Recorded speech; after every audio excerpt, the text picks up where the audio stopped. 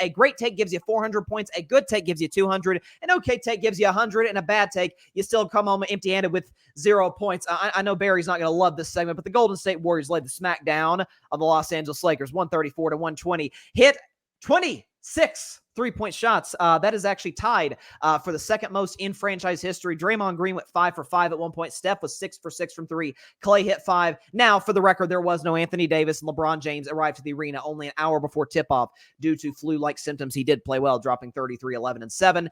But right now, they're tied in the loss column. The Warriors do have the tiebreaker. There's a good chance that they'll face each other in the elimination 9-10 playing game. I'll ask you to start, Keith.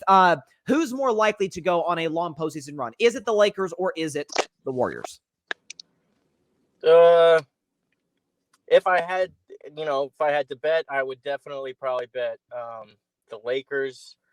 Just right now, the state of the Warriors, I don't really trust the supporting cast as much as I trust LeBron's supporting cast, even though Anthony Davis always seems to get hurt. I think Draymond's antics and Klay Thompson is sort of like a poor man's version of himself before he got hurt in the 2019 finals. He's still good, but he's not what he was.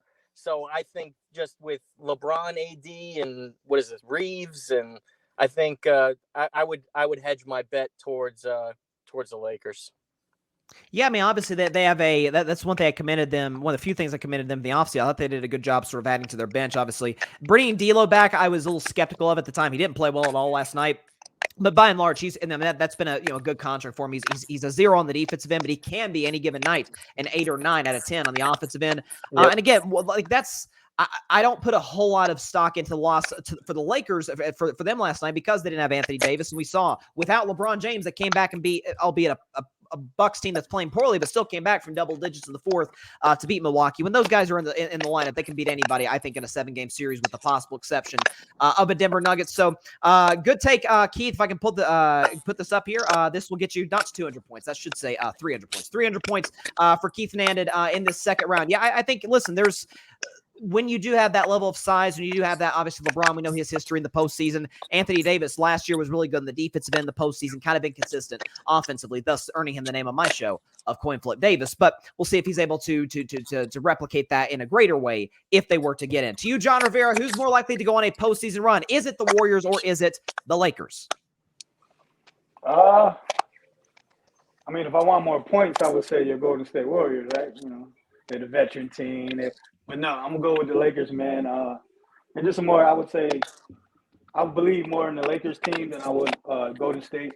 Like, you're not going to get Draymond shooting 5 for 5 or whatever he was in the first half, 3-pointers.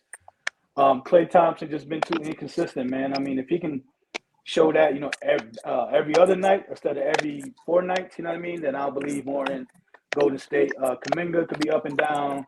Wiggins the same way. So I think for me, I trust more in LeBron, obviously, and AD, and then just that whole supporting cast that they build over there. I believe more in them, especially what they showed me this season, than I do with the Warriors. Like I said, the Warriors just been too inconsistent. Like they'll win if, like I said, if Klay drops 15 and 16 or better, you know what I mean, and all that like that. So I definitely believe more into the Lakers.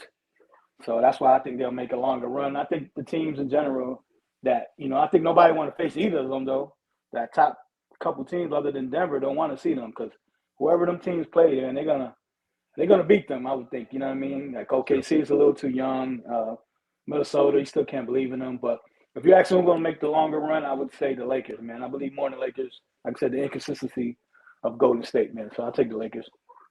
That's fair. And obviously, listen, I think when you look at the Western Conference right now, like it's really fascinating that if I would love to see both get in the playoffs because I think it's better for the playoffs to have LeBron and Steph in it. But let's just say for the sake of argument, both get in. Say you get a Minnesota taking on a Warriors, or you get a Oklahoma City taking on the Lakers. Like there's some matchups that favor the younger teams, but the experience, the playoff success favors the older teams. So that definitely factors in as well. And yeah, I think that again, last year's playoffs does have to be taken into account. As much as I do love my Warriors more than last year's Warriors this season, listen, in that game, I guess it was game 3 and 6, the Lakers absolutely housed the Warriors and did so really just by pure physicality. The Warriors were just too small to be able to win that series. So John, I'll give you a good take, get you to 300 points. I think you make a lot of great points that, the Klay Thompson inconsistency has been an issue. I've talked about on my show all season long that if how he's playing right now, he's averaging about 20, 21 a game over his last 9. If he can come anywhere close to that in the playoffs, I think I could convince anybody here to maybe, switch their answer. But yeah, we're 70 plus games in, and you have seen sort of an up and down Klay this year. So we'll see what happens regarding his postseason play. He is an impending free agent. To you, Barry Grant Jr., you're the Lakers fan here. Should the Lakers or Warriors, who's more likely to make a postseason run, LA or Golden State? I think the Lakers are more suited for a postseason run just because of how they're designed. Listen, Anthony Davis is the best defensive player in the NBA. It's not even close. He will win the Defensive Player of the Year, and just his impact alone on both ends of the floor affects a lot of the game.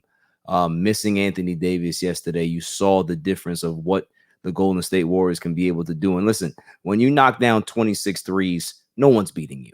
But the thing is, that's not sustainable, right? That type of shooting is not sustainable. And when you have certain deficiencies that the Golden State Warriors do have, they're still a good team. They've been battling. They've been playing great basketball over the last month.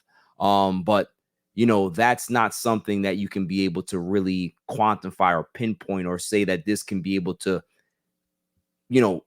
be sustainable going forward in a 7-game series, because coaches lock in. They find weaknesses, they hammer into those weaknesses. And, I think Golden State has a lot more deficiencies that the Lakers have. So I do think that the Lakers are more designed for a postseason run, but it's really, really, truly about matchups. We know how this is. If the matchups fall in your favor, just like it fell in the Lakers' favor last season, right? They had great matchups that allowed them to get to the Western Conference Finals. If Golden State can be able to get in and get the perfect matchup that fits their style of play, then yeah, they can be able to make a run, but the Lakers are just more suited based on what they have top to bottom to be able to make a run roster-wise. Yeah, I mean, I think traditionally speaking, these are two very different rosters and very different styles of play. Like I know I'm one of the very, very, very few members of Dub Nation that doesn't, go on about, the Lakers shoot all 1 million free throws, the Warriors don't shoot any. Listen, because the style of play is night and day. I mean, again, you make 26 threes because you shoot a bunch of threes. Now, again, they went 26 of 41. They shot better from 3 than from 2. Like you said, that in and of itself is not sustainable. But obviously, we know the Warriors are a better shooting team, but the Lakers are better down low. They have the personnel to be better defensively. Now, the question is, will they be able to put that into practice? So all three of you guys get good takes. I'm going to put Barry up here to 250, only 50 points behind Keith and John Rivera. The only problem is with this, guys, every single one of y'all are wrong. Okay, the Warriors are going to go minimum to the Western Conference Finals.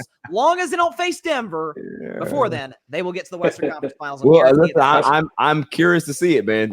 If you're right, shouts to you. Hey, that's why I should have went. I love where I should have went with the Golden State take to get more points. No. You weren't going to get a great take. Listen, if I'm nothing else, I am objective, and all three of y'all make good cases. But we saw the Warriors did take 3 or 4 against the Lakers this season. That matters too. So the matchup seems to favor the Warriors. If I could make that case.